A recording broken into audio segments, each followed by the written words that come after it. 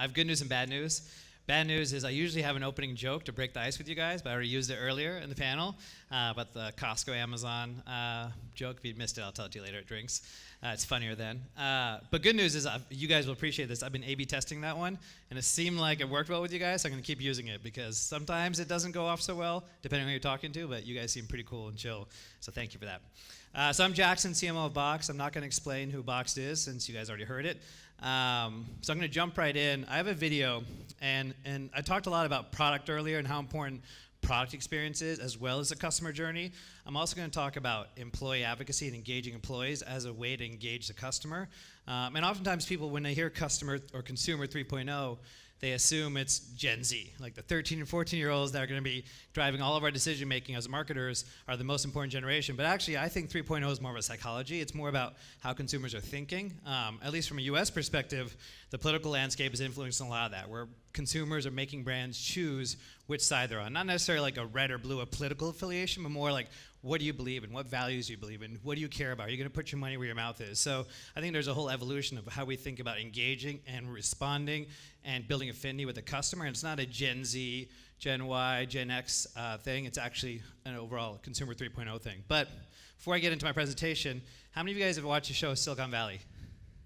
Okay, good, awesome. So my favorite scenes, and this gets to kind of, it doesn't matter how creative your marketing is, how analytical and data-driven you are. If you don't have an awesome product that's actually relevant to the customer, everything else is kind of bullshit. So this scene, if you guys have seen recently, you'll know exactly what I'm talking about. It's when Jeyanayagam is presenting to investors on his amazing idea that Ehrlich thinks is a virtual reality Oculus competitor, and it's actually something that sounds like Oculus, but not quite. But talks about why product is still very important and still number one. Question for you. What's better than octopus recipe? Answer for you. 8 recipes for octopus. My grandmother gave me a family recipe before she died in a horrible way. Wait, what? Sorry, we knew Jeyanayag's app was in the food space, but we assumed that it was camera-based. Like, you take a photo of food, the app returns nutritional information or recipes, or how it was sourced. Yeah, like Shazam for food. Exactly. But this, I mean, this is... Shazam for food. No, Shazam's not my vision. Of course, they know that you're not pitching Shazam. That already exists. This would be a Shazam for food. No. Sorry, language barrier. You speak Mandarin? Anybody? No? That's not Mandarin. He's a stickler for the accent. No, my app is a seafood, like a food That you in can the see. sea. Oh, seafood. S-E-E food. Oh, seafood. Now, that we like. Seafood, it's like a food in the sea. So if you saw that scene or that episode before that, he thought he heard Oculus and he freaked out, and it was kind of poking fun at Silicon Valley. If you know the Valley, you know how a lot of investors can go a little crazy for the newest thing, the hottest thing. And I see apparently you're laughing too because you know how this is. And at the time, Oculus, if you had an Oculus competitor, everyone was willing to fund you. So he went into all these investors with these Sequoia and Andreessen Horowitz type investors, and we got there literally right before the meeting. He hears that's an octopus recipe, which clearly no one needs 8 recipes for octopus. Maybe you do, but most people don't. But at the end of the day, when we talk about engaging a customer, and what Box tried to do was not solve for something so niche and so unique and so random that only 7 or 8 people in the world would need, but it's really solving a bigger pain point. But when they started out in a garage in Che, my boss, one of the founders and CEO's garage, and he jokes that in suburban Jersey, this is not a common thing to see a bunch of like pallets and trucks coming in and out of a garage in a cul-de-sac. And his wife and him, well, first of all, his wife hated him for it, but he said that his neighbors thought he was either building the next meth lab from like Breaking Bad or actually building the next online club wholesale. Luckily for all of us, it was the latter. But what's interesting, and it really makes you realize, like being in a startup, how really turnkey they were. They essentially went to their local Costco. They found 500 items, they built an app, and these guys had launched a mobile app before, sold it to Zynga for a modest return, like not enough FU money to go live off and retire on the beach, but enough to like have a little bit of freedom to choose what they wanted to do, which is start a new company. So they ripped off these products, said here's 500 SKUs at Costco, seemed like really popular ones, launched an app, put it into App Store, spent about $2,000 in advertising, because they knew how Android and Apple Store worked really well. They knew exactly how to get downloads. If you got that app in Jersey, you picked the products you wanted, they would get in their car, they would drive to Costco, they would buy your products and drive it to your door. And they did $80,000 in the first 2 months. In the first full year of doing just that, they did $8 million. Funny enough, if you work at a CBG, how many of you guys have worked at a CBG before or worked on the other side of one? Okay, so you know, the one guy right there raised his hand.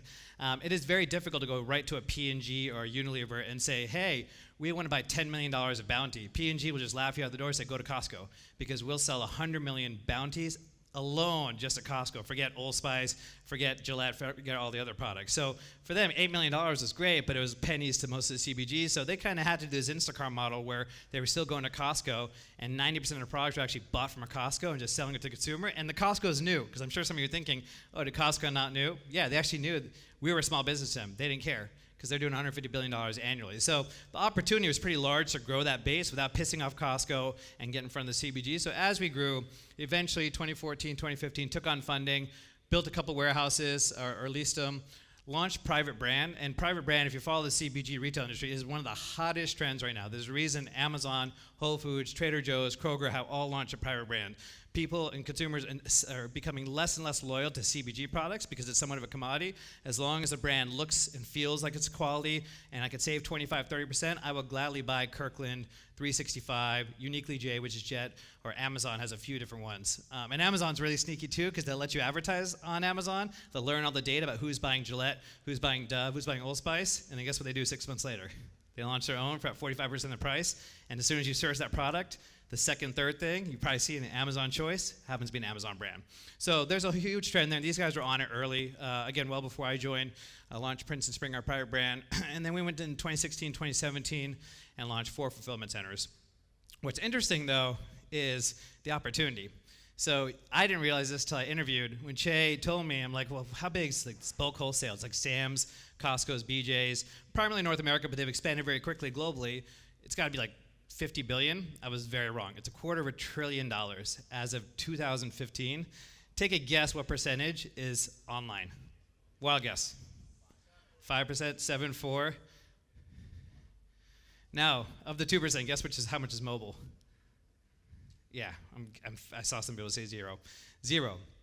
So kind of crazy, right? We, at least in the US, got our heads around buying diamond rings. We'll buy homes, we'll buy cars, we'll buy all that online, but for some reason we can't buy lettuce and paper towel and toilet paper. That's too much, but we'll buy a diamond ring online, no problem.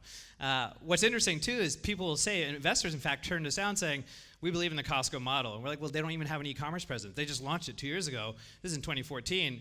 And we'd go to the investors and say, are you crazy? Like, e-commerce is the future. You see where it's all going. Like, yeah, but Costco is like the model, the numbers work. And yes, Costco's amazing. I can't shit on it. I have 2 sisters-in-law, and they literally go to Costco every 2 weeks. And I'm like, you're taking money out of my daughter's college fund. Like, just shop with us. Like, it's basically the same, except you save all the time. But they love going. If you've been to a Costco, it's actually a pretty amazing experience. Free samples, they shop around, but they have 5 kids between them. So for them, it's actually part of getting away from the house and spending a day there. That's part of the experience. But there's a lot of other people like their kids, like me, that grew up with parents, dragging them to Costco, dragging them to Bed Bath & Beyond, dragging them to Home Depot, and want no part of that.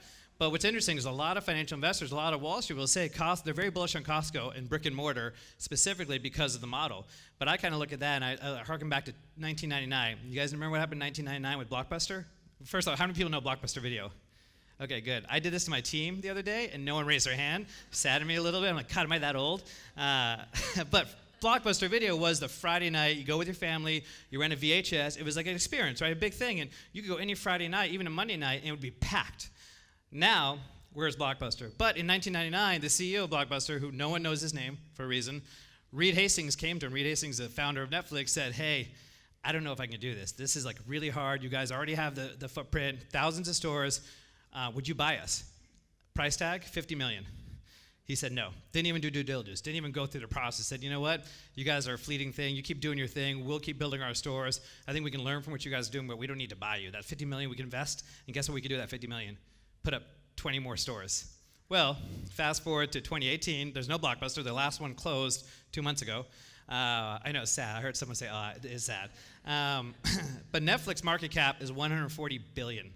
They could have bought them for 50 million. And that's like, there's so many examples of that, and I'm not saying that's gonna happen in Costco overnight, but 20, 25 years, maybe less, think about your kids, maybe think about you, definitely your grandkids. They are not going to spend their whole day shopping for things like that when they can easily get delivered to your door. So the opportunity is pretty large, but from a consumer standpoint, at the end of the day, we sell bulk. We don't want to sell retail SKUs, because the moment we sell a retail SKU, which is like one item, we're Amazon, and we don't want to go head-to-head with Amazon. That is a losing proposition. Amazon winning helps us. As long as we stay in our little bubble, we can benefit from them. But from a consumer standpoint, crackers, water, soda, you can get that anywhere, especially in the major cities, metropolitan areas. We're in all the 48 states. So San Fran, New York, you could go down the street, there's a Duane Reade, there's a bodega, there's a little mini mart, there's a grocery store, and then there's one of these options, either online and physical footprint.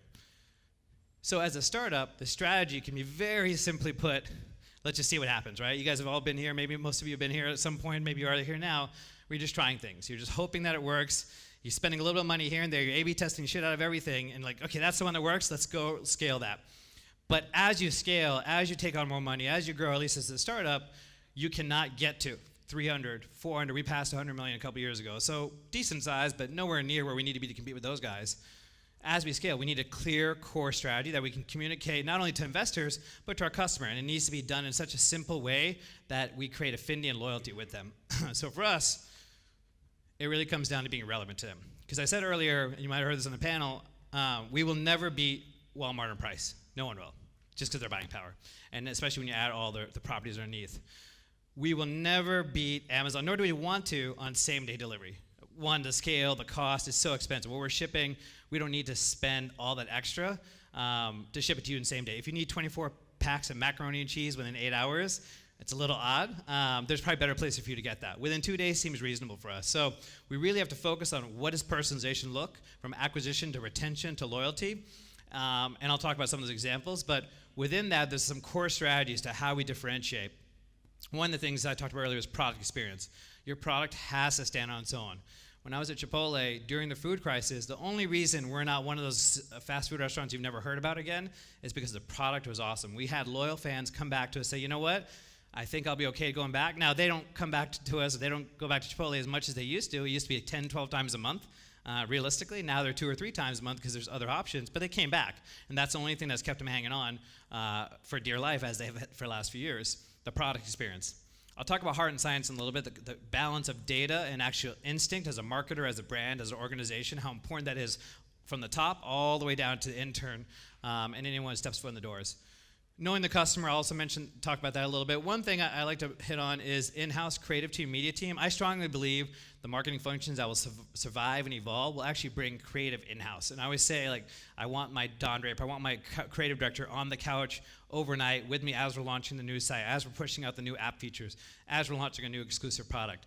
When they're tied at the hip together, it's amazing how close they get to the customer and how they think about the retention cycle, how you think about every piece of creative that goes out. If you have an agency, I doubt your agency is obsessing over every single email, every single push notification that goes out, right? They're thinking about the big brand campaigns they can put in their portfolio and then go on to the next meeting with Colgate or whoever the other client is that they have. So for me, it was really important to bring all that in-house. And then finally, your values, which I referenced earlier, which I'll talk about in a second as well. So we've talked a lot about the customer. And when I started, I came from larger brands. So, for me, customer segmentation was important. My first meeting, I had this intake, and I met with everyone on my team. And I said, hey, who's our customer, right? I thought I'd get a pretty clear, concise answer. But I forgot, 3 years into a startup, you don't really spend a lot of time really fine-tuning those details. It's more like, they look like this, they look like that. Let's just go get as many as we could. And honestly, let's get anyone that's willing to pay, $50, $60 on an order, right? I mean, you're just in survival mode. But as it grew, as we got more investment, we had the opportunity to refine our customer base, and we hadn't done that yet. And everyone kept telling me, millennial mom. I'm like, well, first off, millennial mom on Facebook is the most expensive audience to bid on. So if anyone on the acquisition side, you know how expensive that gets. Secondly, millennial mom in the suburbs in the US who's had 2 kids and is 23 is very different than a partner at a law firm who's 36 living in Manhattan having her first kid. I mean, they couldn't be more different, but technically they're millennial moms, right? So how do we break down who our real core customers and how do we go after them? I had then an enviable task of going to pitch my board on doing a segmentation with Kantar Group, one of the leading retail research firms in the world, because I wanted a name behind it. If I was going to go to CPGs, I was going to go to investors, potential on IPO roadshow, I wanted to say, hey, we know our customer, we got the best to do it.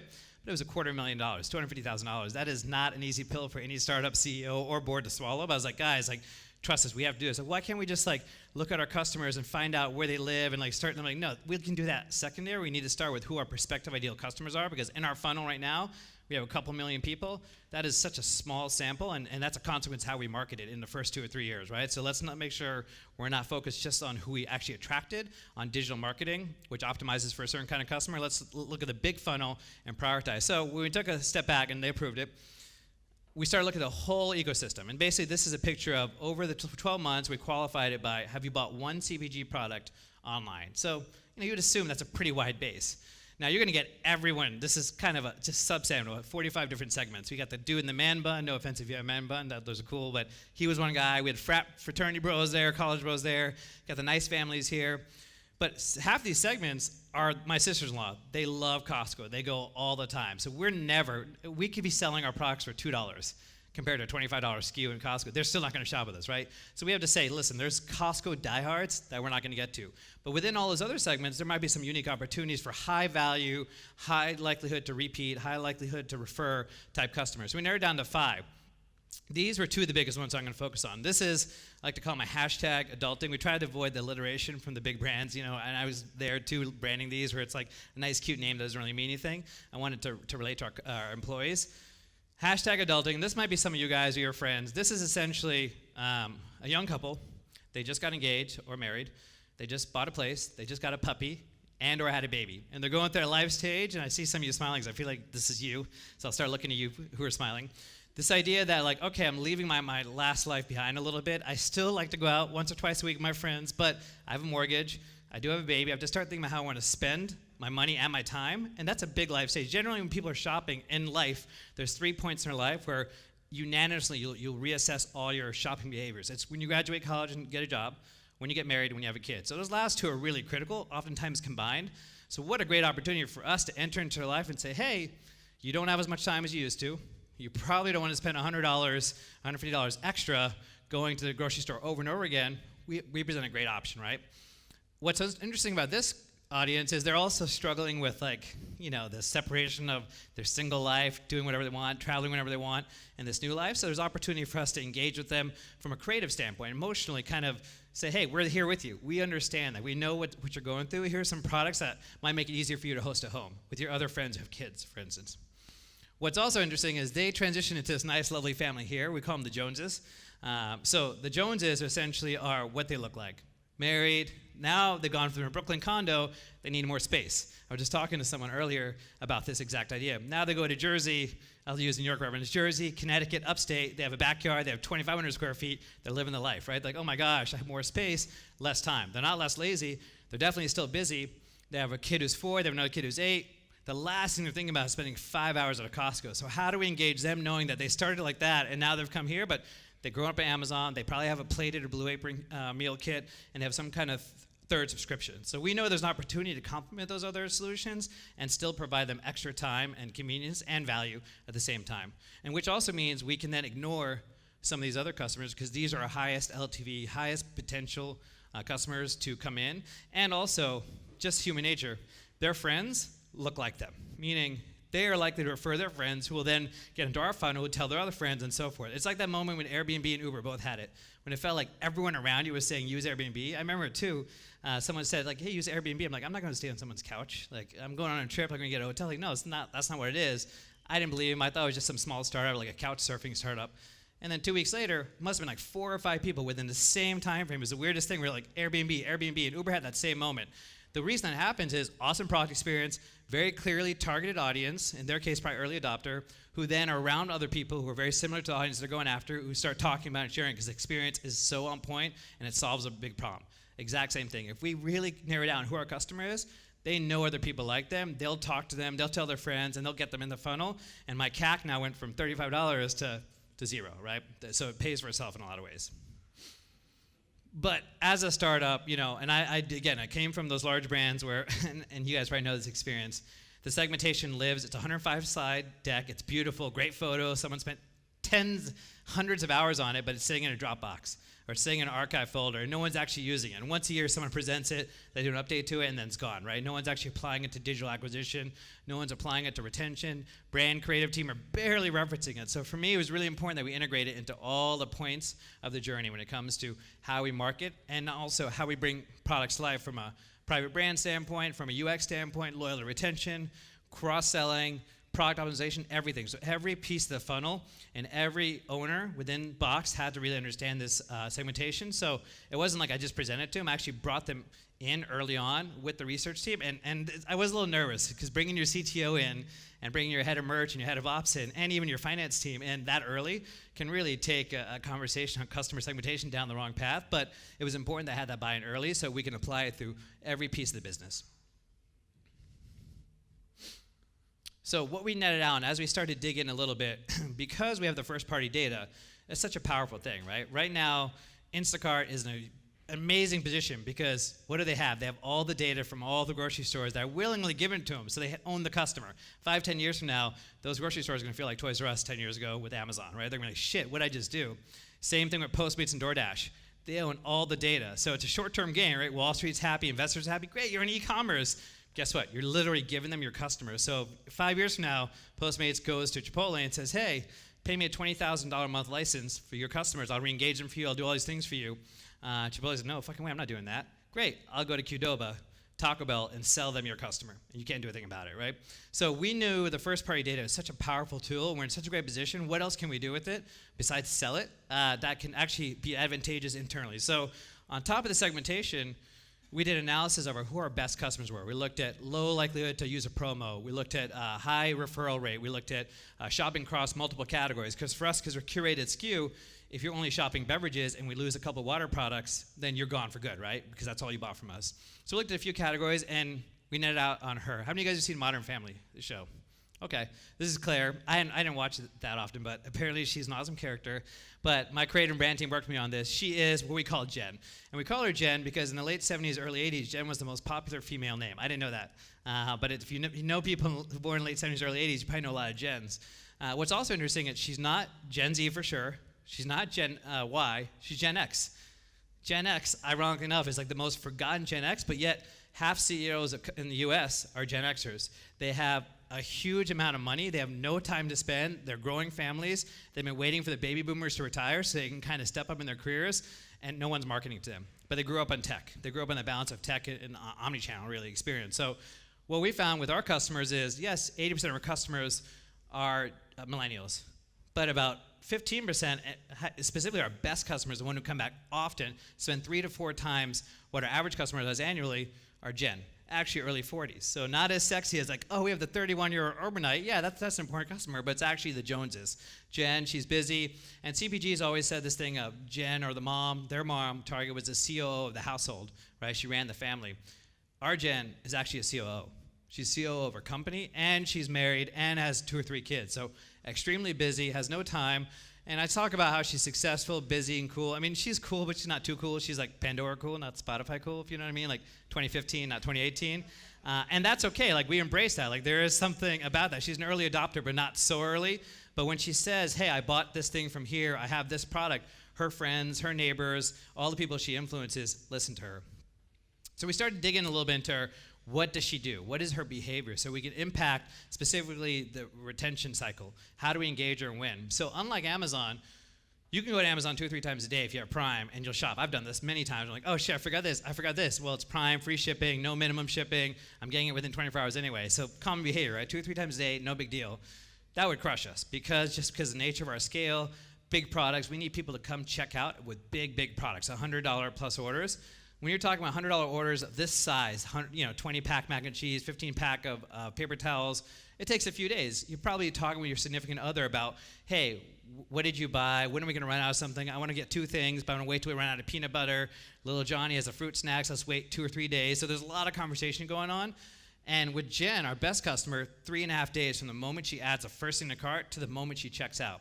She also starts on mobile app, ends on desktop.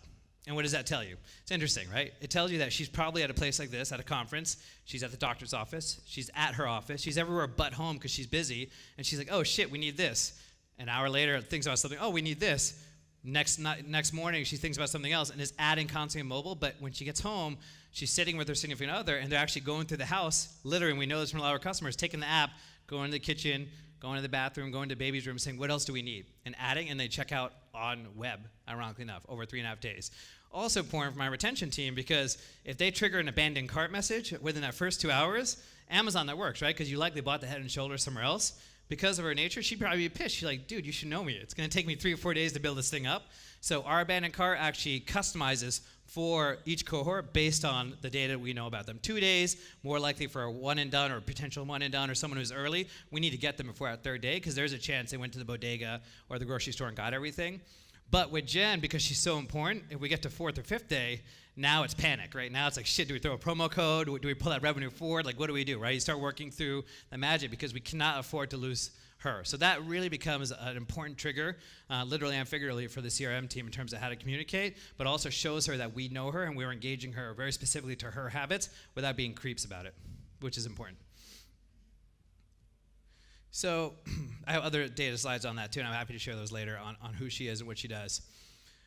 The other piece about Jen and why AI is so important to our retention, and this isn't something we use for acquisition because it would be hard to convey, and nor would it be of value to a new customer.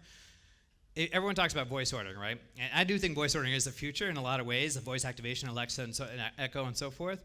But if you heard about what the top 3 or 4 searches are, it's really never around purchases. It's around weather, it's around music, it's everything but purchase, right? Now, that might change eventually, but our thesis is for things like toothpaste and water, you don't want to think about it. These are low consideration products. You can't run out of it. Like, I can't run out of my 3-year-old's pouches in the morning. My life is hell. I will not get her out the door. She's falling on the ground, screaming. I look like I'm like an abusive father. It's so bad. So I know I need to have my pouches there. I cannot run out of it. However, I don't want to think about it, right? So how do I think about that in the cycle of my customer? Well, we talked about 20 minutes versus 3 hours in Costco.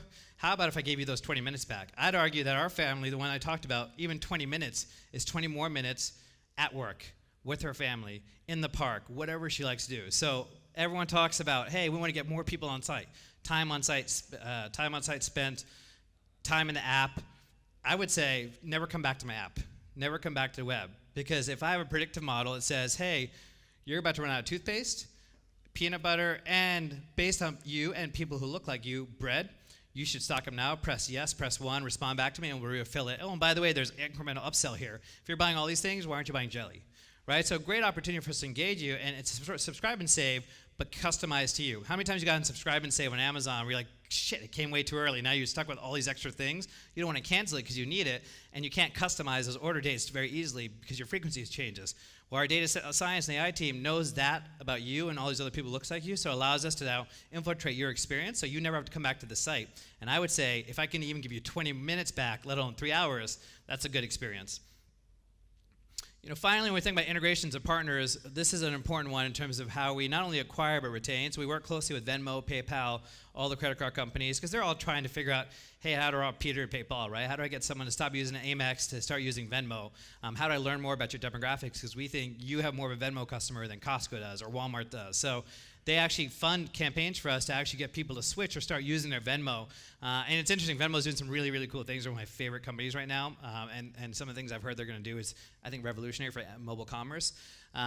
So we partner with them as well as Google and Android to get first billing on the App Store. If you guys who run app companies, you know when you get in that first billing on the App Store, there's nothing like it. You cannot pay your way to get in there.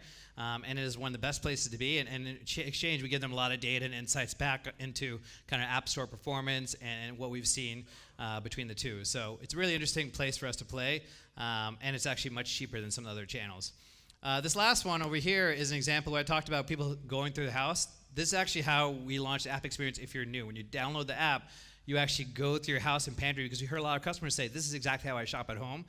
So can you mirror that experience? So we actually changed our app experience so that people can go through all the places in their house and refill and restock up as a result. But I talked earlier about the heart. And this is a big difference maker, in my opinion, why I joined Box coming from Chipotle. Chipotle was driven by value. And if you know the Chipotle story, it was food with integrity, right? The idea that we're going to change the way you think about fast food. It's all fresh, part of the reason they got the E. coli is you're doing fresh food, no process, right? That's a trade-off, but the idea is it's fresh. It was cooked that day. You're eating it. It's not healthy. We never said healthy. It's high carbs by nature, right? But it's food that you know you can buy at a Whole Foods or Trader Joe's or a Mexican grocery store, and you can pronounce every ingredient. Boxed is driven by values, two very different things, right? Driven by a value and food integrity. Values at Chipotle, but this value as a company is what we care about. Boxed, we have a set of values that we care about, and that has nothing really to do with the product, but actually has everything to do with the product. And that's our employees, that's our community, and that's our customer. So I'll start with the community and customer. Are you guys familiar with the tampon tax in the US? How many hands? About a handful. So for those who don't know, tampons and feminine hygiene products in the US are taxed as a luxury, similar to alcohol, at almost 20%, in some cases 25%. So if you live in Arizona, you will literally pay upwards of 20 to 22% more for your tampon because it's treated like a bottle of rum. Kind of crazy, right? So when Che heard about this, he's like, this is effed up. He asked his wife. She didn't know about it. He has a daughter, too, so it kind of hit him a little bit more than maybe someone else. And actually, it came from someone on my team before I joined. She's like, hey, this is really messed up. He's like, yeah, this is messed up. I went to our COO, who runs product, and was like, Jared, dude, this is messed up. And Jared's not married. He doesn't have any women in his life, really. But he's like, yeah, that's messed up. I didn't know it was an issue, clearly. And when I heard about it, I told my wife, and she actually didn't know about it because New York doesn't have the tax. But you talk to anyone who's shopped in any of those other states, and they definitely know about this. And it's really screwed up. But this is the benefit of being an e-commerce startup. We can change it. And they change it within 40 hours on the site, detecting your IP address. If you come in from any one of those 30-plus states, we'll refund that tax back to you. We still have to pay it. We can't just not charge it, but we actually take it at a loss to us. It's a six-figure loss annually, and it's not like we're Walmart here. We're not making billions of dollars, far from it. But it was something that Shay and Jared and the founders were like, listen, we're going to start a company. We're going to do it on our terms. This is something that made sense. And sure, there's a PR benefit. I'm not going to sit up here and BS you, but that's not why they did it. That was a nice side benefit of it, but they did it because someone on the team raised it, said this is important. A lot of people at the company are like, yeah, this is kind of important. It's not like we're going to stand for every possible cause, but this is a cause that we did want to make a difference on. It was CPG related. It made sense for our product, and we did it. And we've been doing it for now almost 2 years. But the one on the right is about employees, and I talked about this earlier in the panel. How many times have you been in a Uber or Lyft or a Via or a Juno, and the driver will voluntarily, I think it's gotten better now with Dara as the CEO, I think he's done a great job, but up until about a year ago, will voluntarily tell you how shitty Uber is. And like, I'll literally have my headphones in, no intent to talk to the dude, and he's like, let me tell you about Uber. I'm like, I didn't even ask. Like, he starts telling me about how horrible it is or how bad of an experience it was as you know, an employer. But really, all 4 or 5 of those are commodity choices, right? Juno, Via, Lyft. You know, you don't really have a reason to choose one or the other. But when the driver and employee tells you that, even though he's driving for all the others, now you start to think about what that brand means, right? And like I said, I think I've done a better job of changing it, but employee experience is everything. Now with us, you may never actually engage with an employee. I might be the only employee you ever talk to from Box because it's all D2C, right? Hopefully you don't have a customer service issue. Otherwise, you never talk to anyone. But what happens at the warehouse when you need your diapers or you need that baby food I referred to earlier, or you want your soda not dented, or you actually want everything in the box? It's pretty frustrating when you're hosting a party and the plates don't come, right? That happens all the time. So what Che realized was, I'm going to build a company that's different. I'm going to take care of everyone from corporate to warehouse. So he went into office one day, or warehouse one day. We had a shitload of orders coming in from Amex, about 5,000 additional orders, which was a lot at the time. It was like our second year in business. And he's like, where is everyone? I saw no cars in the parking lot. I saw 2 cars. And we usually have about 50 people working. Walked to the back, didn't see anyone, then walked to the front, and literally the place is buzzing like normal, even more people than normal. He's like, how'd you guys all get here? I saw like 2 cars there. Come to find out, a lot of employees, they do have cars, and we pay pretty competitive wages, but they were struggling with basic means because Jersey and New York are not cheap places to live, and they have to use their cars to take their significant other to their jobs or their kids to school. So they try to save on gas at every moment they can. So they carpool 3 or 4 to a car, or they take public transportation and walk another like half mile in some cases a little bit shorter. And he kept hearing the story. It was like literally like half the warehouse, and it kind of like blew him away because he's like, he didn't come from a lot, but he came from son of immigrants like me, and he's like, you know, my family didn't have a lot here as well, and that was something that really moved him. He's like, you know what, I can change this. I can't do a lot about everything here, but I do know that some of these life stages are really important to these folks. 2 of them, and one of them being, I'll talk about the other one, being college education for their kids, and a lot of these folks had kids. So he created a college fund for all the employees' children, warehouse included, 40 hour. You don't want to be full-time, but 40 hour. So if you have a kid going to college, it could be Harvard, it could be Georgetown, or it could be community college. up to 4 years, he'll pay for tuition. He won't pay for room and board, and you have to apply for financial aid. And if you haven't been to the States, you don't know the education system there, college is not cheap. It is extremely expensive, but he'll pay for it. Even Harvard, which can be upwards of a couple $100,000 over 4 years, with the only exception you have to still apply for financial aid. Right now, 7 kids are going to college on his own money too. It's not out of the box money, so he didn't have to go to investors. His own equity pool. One guy has twins, so totally gaming that system. I think he's got a third kid who's like 16, so he's not going anywhere. And this next example is better said from Che. It's a video from him. It was his same concept, right? What are some of those other life moments that we all know and we can all relate to that really cause pain, stress, and anxiety? And this one's universal, no matter what country you're in. And this is something that he solved for just shortly after the college fund. So we've got a big announcement to make today. A lot of people here, a lot of expectations. No one knows what's about to happen, neither do I. I just hope it goes well. Thank you everybody for coming. Any guesses on what we're gonna do?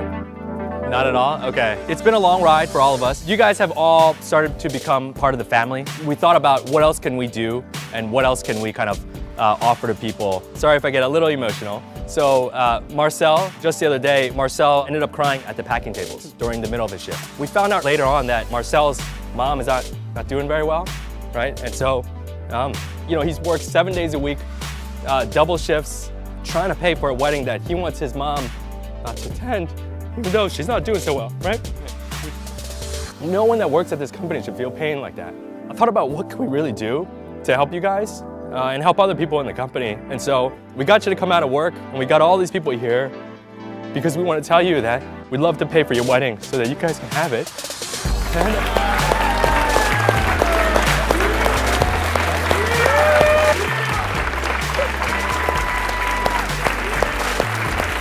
Thanks.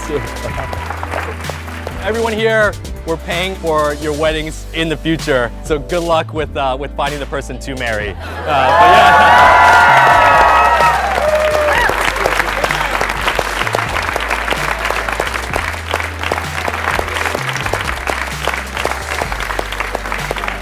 Congratulations, Marcel. Congratulations, Tara. Welcome to the Box family. This is how we treat our own. It's gonna be an awesome wedding, and we can't wait to all be there to crash your wedding. Bye. Many times it still chokes me up because if you've ever seen Che present, if you're lucky enough to meet him, he's just a genuine dude. Like, he'll be talking to an investor, a CEO of Target or Walmart, me, an intern, anyone in the company. He's the same dude. Like, he's just this goofy, awesome, down-to-earth guy. But it's what he believes and it's how he thinks. Full caveat, because I like to be very transparent. I don't like to sugarcoat anything. It's only up to $20,000. 2 Box employees can't get married and get 40, which I think is fair. Someone asked me this a few weeks ago, which I thought was a good question. They said, what happens if you get the wedding fund, get married, get divorced, and get remarried all the time in your box? I'm like, that's an awesome question for HR. So I pointed them to our HR email, but no one, it hasn't happened yet. Knock on wood, we've had 8 or 9 weddings, I think, paid for. One interesting fact, so this does backfire. When we launched this, we got some press around it. Again, it was great marketing, but wasn't why we did it, but it turned out really great. Today's show talked about it, and that was amazing. But we had the #1 page of our site that got the most traffic, as you can imagine. It wasn't our products. It wasn't checkout, which would have been amazing. It was careers. And what we found is we had a lot of people applying for jobs. And some of them are actually really qualified. Like, I would love to hire you, but it's really clear in the interview process, you're getting married soon. You want this wedding fund. We had a couple we did hire, and we paid all up front, and then they left. So we had to put into like a 5 years over, or 5K over 4 years kind of increment, because otherwise people were taking advantage of us. And because we're a startup, we couldn't just hand out wedding funds. But I think it was a fair compromise. A couple last slides for me. As I think about customer acquisition and engagement, this is another thing we do called the Creativity Kit. So we work with our CPG, sometimes we don't, to make the box into something. So the one thing that we're lucky enough to have being D2C, is we're gonna get you a box. And because our box is colorful, if you're walking down the streets of New York, you'll often see it, and it stands out, even compared to Amazon. Jet has a purple one, that stands out, but ours really pops. We used to have yellow and pink as well. But how cool would it be? We kept looking at what can we do with this? Like, can we incentivize people to do something with it? And again, all before me, I just take credit for all the work that everyone else did. We created a creativity kit for free. So every 2 or 3 months, up to about 10,000 customers can add this to their cart for free. And what it does, it gives you all the materials to turn the box into something with your kids. So first we launched was a fake aquarium. We did a cornhole kit, if you guys know cornhole, little game around tailgating and hosting with Pepsi. We did iPhone costume for Halloween because we know a lot of parents stress with Halloween costumes can be kind of expensive, and you don't really want to pay, if you don't have the money, $60, $70 for a costume that your kid might wear once a year, and we knew that was a pain point, so we created a Halloween costume you could turn your kid into an iPhone for free. This one's a gardening kit for Save the Bees. Honey Nut Cheerios does a lot with Save the Bees because the bees, the environmental impact of the bees being here is actually pretty large. I didn't even realize it until recently. It's a old campaign, so we turned the box into a garden. So it's a cool, cute thing to engage with your kids, but most importantly, it's a marketing referral system. So think about what happens. You make this with your kid, you spend, 3 hours? For me, this would take 7 hours. With my kid making this, I'm not throwing it away. Where does it sit? It sits in my freaking living room or outside on my porch or my stoop for weeks, maybe months. I literally could not ask for better out of home. Like my out of home, my CPM on that is so low. It's so perfect. And what happens when friends come over around an occasion? We tie it to an occasion when people are hosting. So Super Bowl, Halloween, holidays. So all of a sudden friends, family come over. We go back to my point earlier about Jen having other friends like Jen. All the friends, family come over with their kids like, what is this? Where'd you get this? What happened? What is this about? And then all of a sudden, box. And now we're starting to put referral codes, printer referral codes in those boxes for our best customers. So as soon as they get asked that, the natural inclination will be like, oh, here's $10 off your first store. You should check it out. They do this thing every few months. My kids love it. So little things like that. That cost is really small. You'd be amazed. But the benefit of being D2C, having that box in someone's home, is outstanding. So we wanted to maximize that. I think there's more we can do there too. But ultimately, the goal is to get to this, right? This is an Instagram post is this kind of love, this kind of engagement. Like all the data in the world, all the money, marketing money in the world cannot replace this kind of love. We did another thing recently with Nintendo Switch, and Kellogg's launched Super Mario Brothers cereal, limited edition. So for random 20 customers, so it was only 20, who bought that cereal on one random day, we bought 20 Switches off Amazon, dropped in the box. So these people, we were smart. We looked at some emails just to get a sense of social. We couldn't scale it, so we just picked 2 or 3 that have a decent Instagram following, and the rest just give it to random customers, even if they're not that loyal. And we had a couple people like blow up Instagram. Like literally, like one person had like 60 comments, and all the questions were exactly what we wanted. I mean, I couldn't have scripted something better for the cost. It was, where'd you get this? How do I get this? Who did this for you? Why did they do this? It was that kind of series of questions, and we dropped in a couple of comments. But the idea is a surprise and delight, right? Like, hey, if we can do this randomly, we've done this now about 5 times. We did it with the Nest, the Nest thermostat. We did it with these coolers that are really popular, Yeti coolers that people are going crazy over. Try to find these hard-to-find products around the holidays. We're trying to source a couple of toys. If we can get it, can be pretty big. But the idea is a surprise and light, and we want this response. This is what creates ultimate loyalty. That small touch that actually isn't that small for a customer when you think about the e-commerce experience as it stands today. But finally, as a brand, as a business, this couldn't be more simpler. But I think it really illustrates how we think about the business that we're trying to build to evolve and grow and scale. Even if we're doing $1 billion, we would hope that these 4 tenets stay in there. Great execution. I mean, people overlook that execution is everything. That's one reason startups fail and don't fail and succeed. It's really lack of focus and lack of execution. Ease of use, right assortment. Assortment varies depending on your category. For us, it's CPG, but assortment for an Uber, it could be the types of cars, the locations, the drivers, and so forth, and a great service. And that's where I put the brand values I refer to, right? And especially, again, in the U.S. climate right now, consumers want brands to make a choice. They want to shop with brands that they can relate to, believe in. They're not going to spend 50% more with you, but if it's $1 more, $2 more, yeah, they will spend a little extra if they know you're doing something for the right reason, for the right cause, and you're serving a higher purpose, whether it's your employees, your customers, or the community. So for us, that's how we think about everything when it comes to marketing. Thank you.